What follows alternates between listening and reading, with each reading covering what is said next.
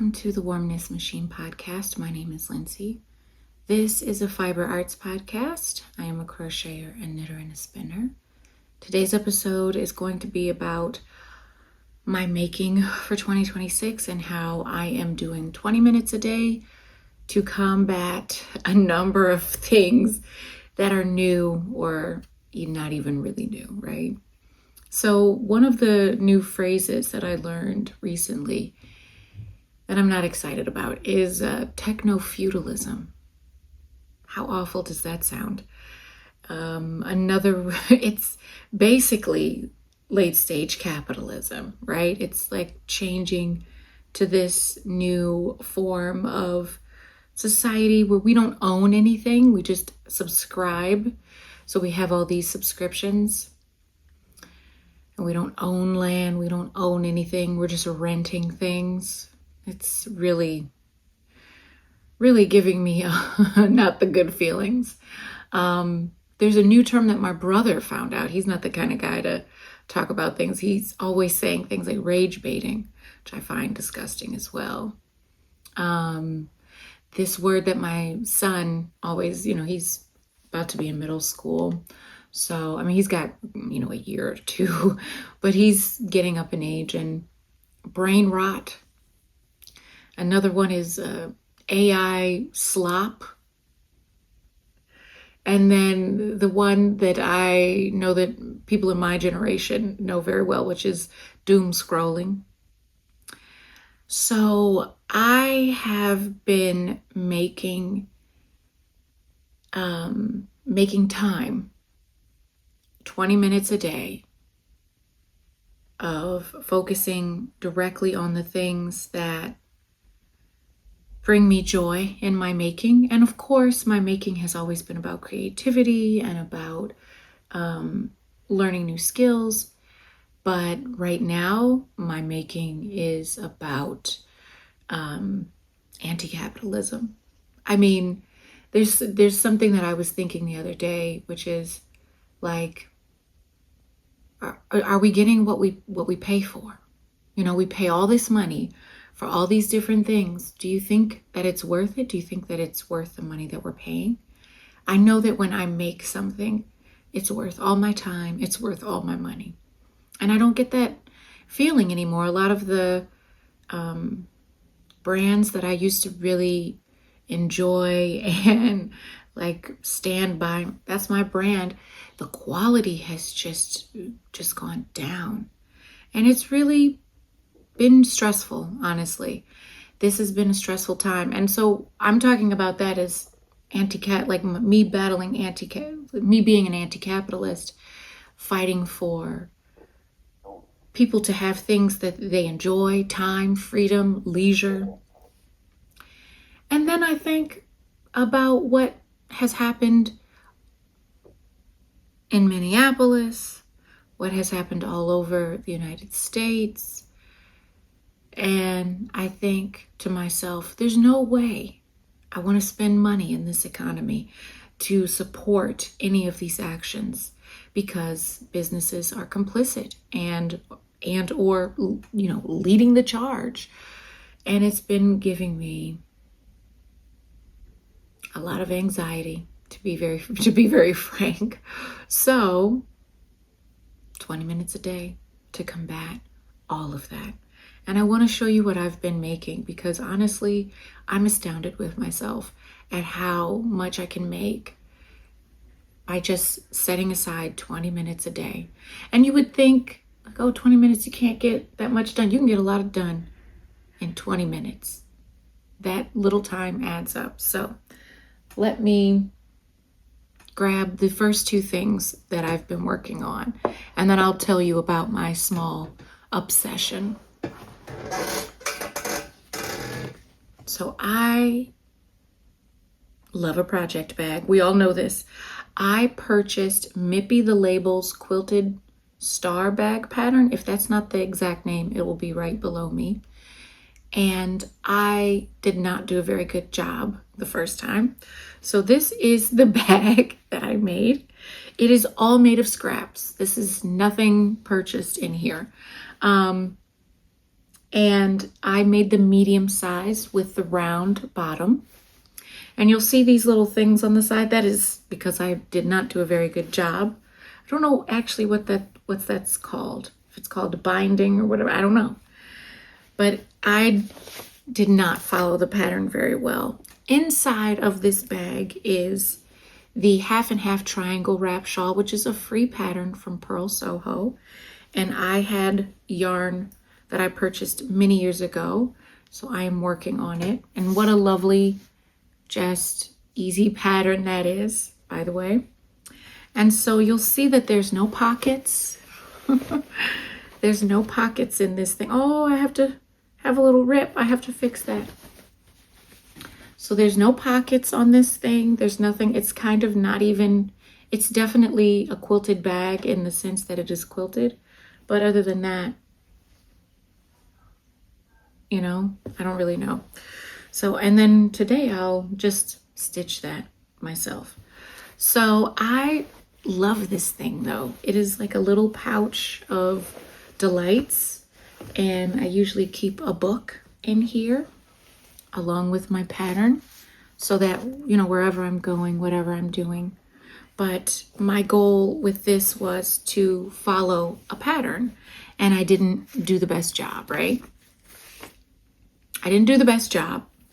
And these are just hand spun, like little yarn, but at least look at that. So nice, so nice. So the option for this little flap at the top, and this is the medium size bag. I went back like a couple weekends later and decided I'm gonna make another bag, and I'm gonna follow the pattern exactly. And the cool thing about Mipi the Label, she is in the Netherlands. She's I'm assuming she's much younger than me because she looks like a young lady, and she's just delightful. She has crochet patterns, she has knitting patterns, she has some sewing patterns. She's just a lovely young lady, so I would definitely give her a check out. I'll have all of the information in the description box below.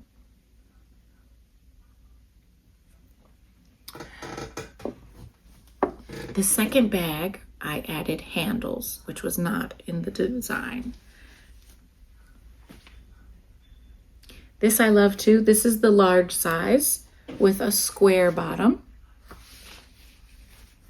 This is hand spun yarn that I held double and just did a crochet chain, and so that's there.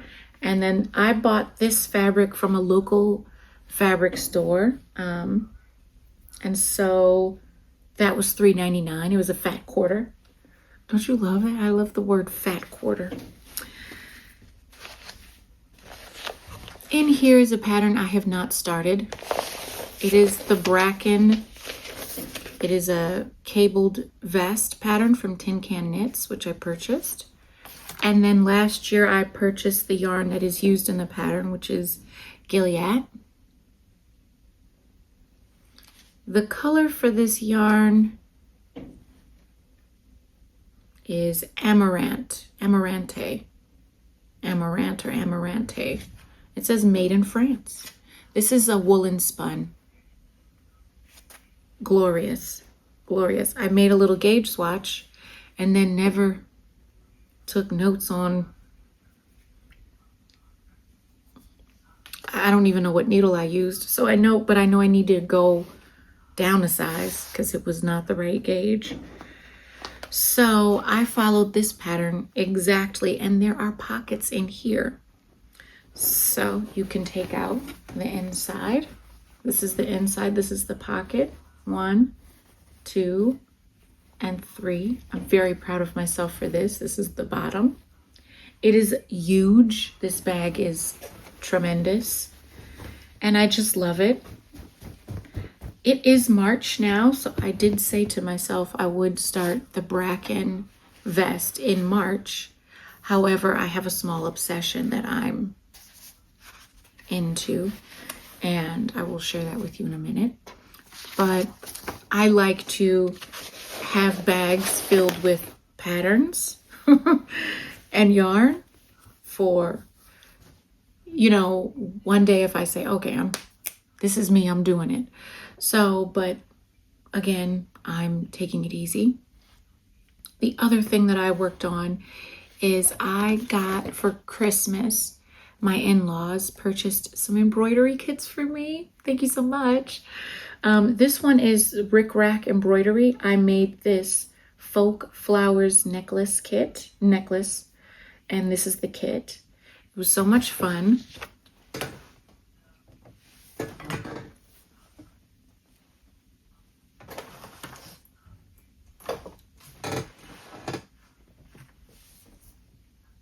I know it's around here. Here it is. So I'll show it to you.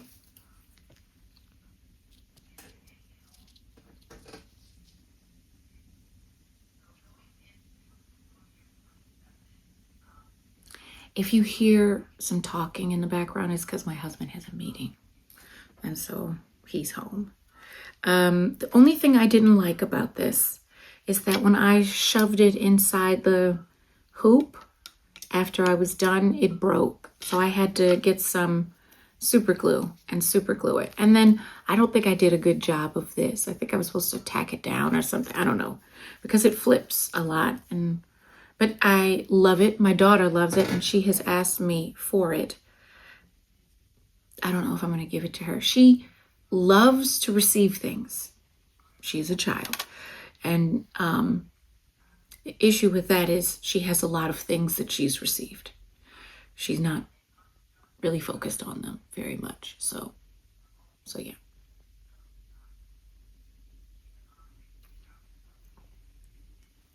Today I have my Star Trek cup, my Star Trek mug that I commandeered from my husband. It was his mug growing up. So those are the things that I finished.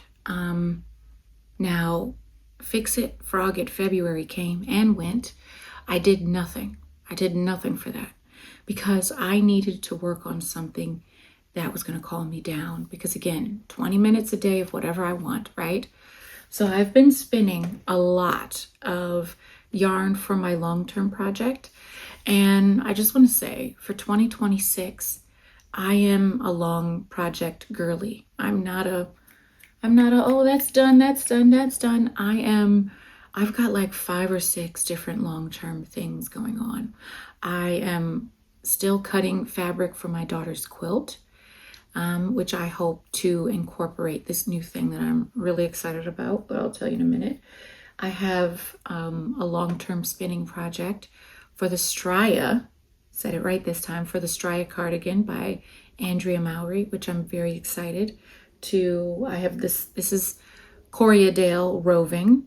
I'm spinning it and I plan on dyeing it, and that is a long-term project I hope to get sort of to completion by the end of this year. I also am doing this next thing, which now we can talk about it. So I have a little tray here. I got this tray when Joann's was going out of business. And I have been getting into English paper piecing. English paper piecing is something that a young woman looks at, young woman like myself, and says, that's too fiddly. And then years go by and now it's her favorite thing. Because what do you mean? I'm just basting stitches around this little hexagon, and then I'm sewing them together and they become flowers. So this past weekend, I went to the library for the stitch afternoon with ladies. And let me tell you something, I felt right at home. I was like, I think I'll be here for forever. Y'all have to get rid of me. It's the first time I went to this, and I loved it. So let me show you what I finished this week. I am making a tea cozy, and the pattern, I'll show you the book that the pattern comes from. I have done all these little squares with scraps. Again, I never said it, but because I am in this sort of anti-capitalist mode, I'm not spending money. And if I am spending money, it is local and it is small business owned. I am not shopping at Amazon. I'm not shopping at Michael's. I'm tired of Michael's. Michael's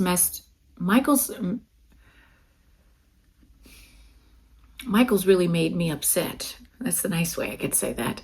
I went there one day. Nobody's there, obviously, because they don't have people working there. And my son was using the self-checkout, and the lady was just so annoyed with him using the self-checkout. And I'm thinking, like, I could have made the same mistake. It's an easy mistake to make because guess what? No one trained me. Why do you have all these self-checkouts here? You know? And so I haven't been in since. And I just was so infuriated because, like, you're not mad at me. You're mad at the company. I'm a customer. Anyway, he rung up something twice. He just rung it up twice. And so the lady had to come and delete it. And she was just so annoyed. And I was just looking at, sometimes I'm so flabbergasted. I was just looking at her like, I'm never coming back here again. And I haven't been back. So I am done with all these big box things. And let me tell you something else. I go to the store that I found recently. It's called Capital Quilts in Rockville, Maryland.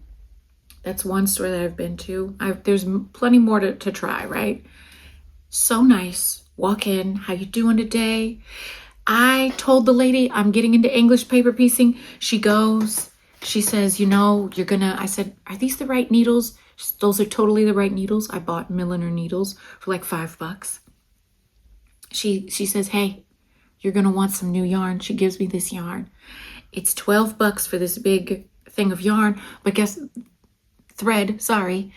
thread, never going to run out. She's like, you want to get something? She's explaining things to me. She's giving me advice. My daughter's there, dilly-daddling. She's just like, it's nice. Shop local. Okay. So anyway, while I was at my library stitch afternoon on Sunday, I was able to do all of this. And you know what? Of course they knew what I was talking about. I had the best time. So now I'm working on the second panel. I went to the library, obviously, because again, I'm not trying to spend money. I'm trying to be a person, right? Also, I love the library. The library we pay for it. Taxpayer money pays it. And it is such a beautiful, radical third space. And I'm I love it. So I picked up this book from the library, Happy Hexies. It is by Boutique-Sha. 12 hand-pieced hexagon projects to stitch and love. Love it. I am making this tea cozy on the back. And the cool thing about going to the library is that you can go and buy cardstock, or you can just pick up like stuff like this that's a little not flimsy, not paper, and just trace the pieces and cut them. And so inside of here, they have their directions. This is kind of bare bones, just so you know. So you have to have some sort of background in stitching and things like that, because it's not going to give you detailed information. It's a lovely book though. And so you see there's a little template right here, and you can just copy it if you have a printer. Also, the library usually has some free printing there. You know what I mean? So you can either just make a copy of it, cut this out, and that's what I did.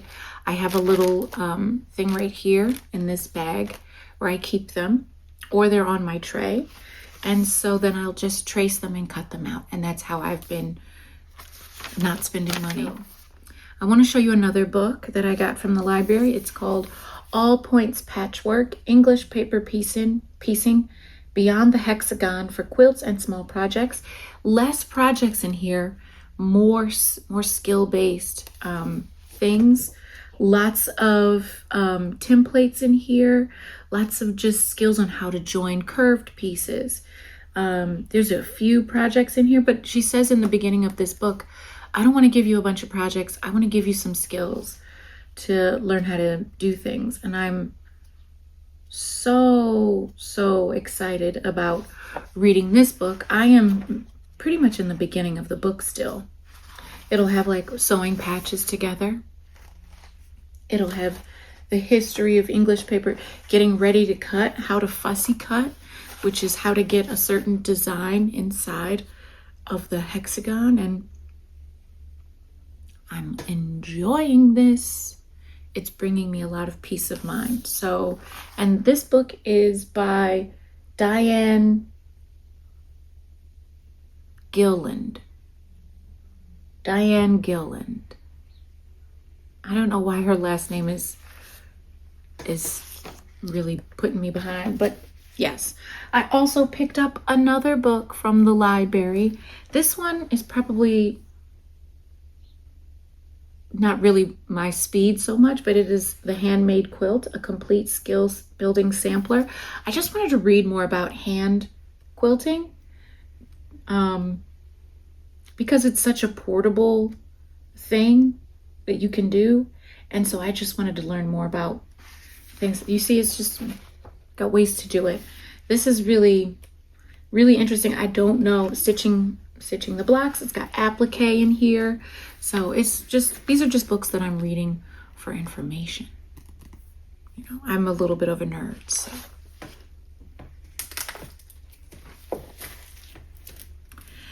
Now, I have also found, and I'll put a link down below, a website. I don't remember the name at all, but you can also just print for free little pieces. I'm slowly, and this is what I've learned from English paper piecing, the more little pieces you have, the quicker it goes.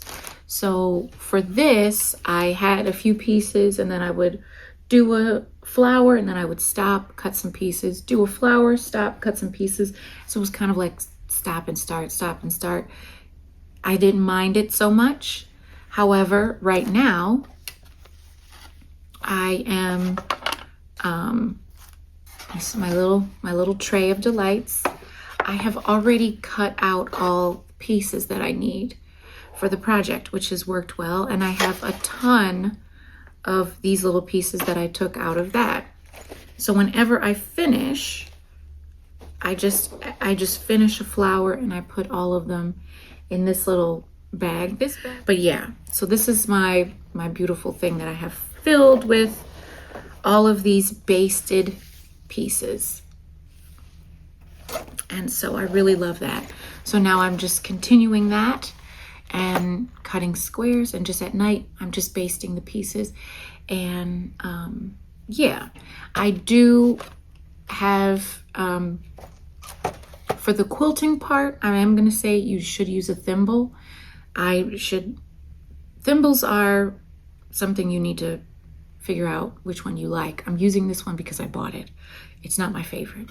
It's not something like I'm like, oh, this is amazing. But for quilting, for sewing it, it's fine. You don't need anything. But for quilting it, to push through the layers, you're going to need this. And the batting for the quilting is just batting from my son's quilt that I made last year. So just using up scraps. This is what I'm into. This is what I'm into. Just not spending any money and just making a bunch of fun things. And so my long-term project is to take some, I was going to say fiber. It's not fiber, but take some fabrics that I have already and make a nice quilted jacket. Not a jacket, a quilted vest with some of these English paper pieces. And then my daughter also said that she would like me to add some English paper piecing to her quilt, which I'll probably do as like an applique. I don't really know what to do, which is why I have all the books. So this is what I'm working on. I would love to know what you're working on to combat the general malaise of living in 2026. Ugh. But I'm here with you. We're here together.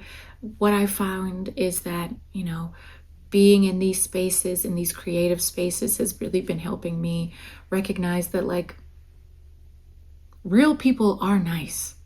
If you get into this like algorithmic abyss, you're going to think, oh, everybody sucks. We're actually all quite lovely. We just need to calm down a bit. That's my 2 cents. So, and talk to each other as if we were raised correctly, you know, like say it nice, say it sweetly, say it kindly, be nice. And, you know, getting your point across, I think, is less important than understanding the person across from you and understanding where they come from, you know. So we need to do a lot more listening. Truly. So let's get into my children's book recommendation.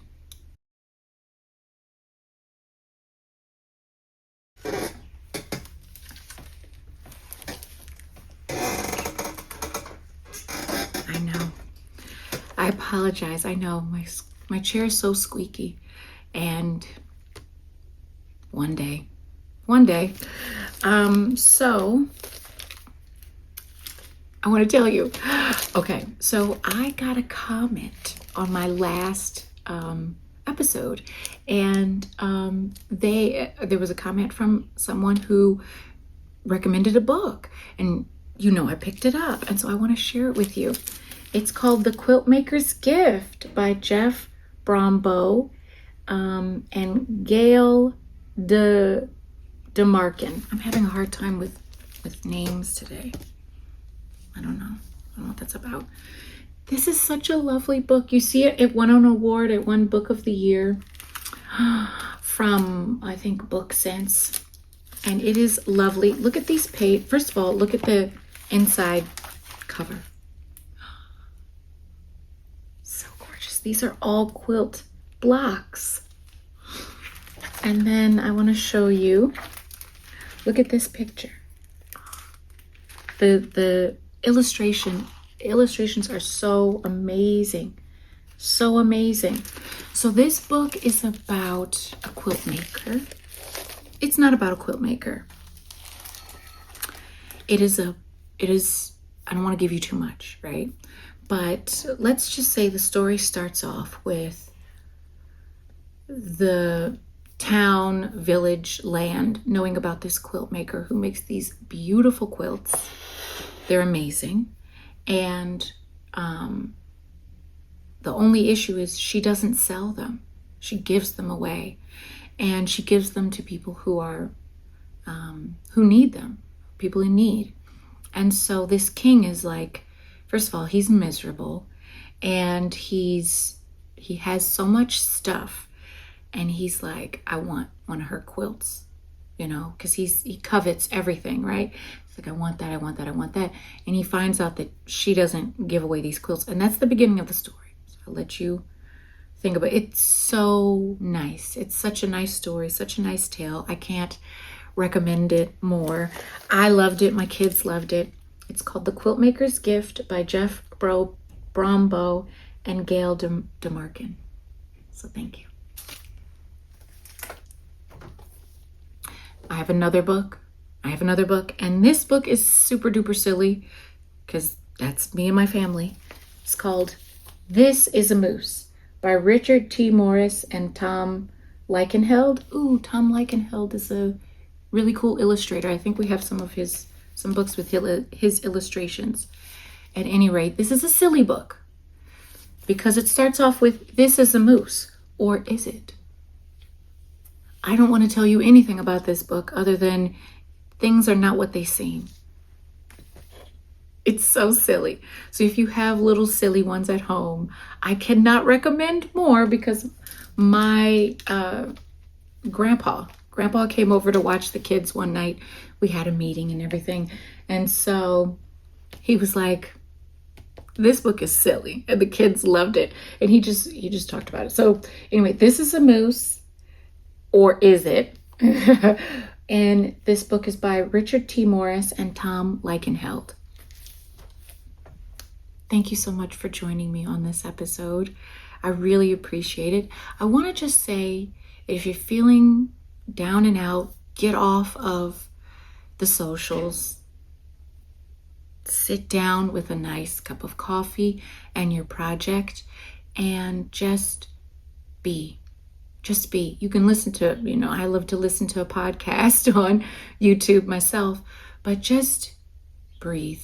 We're going to get through this. Everything is going to be fine, but we do have to make some adjustments in our life.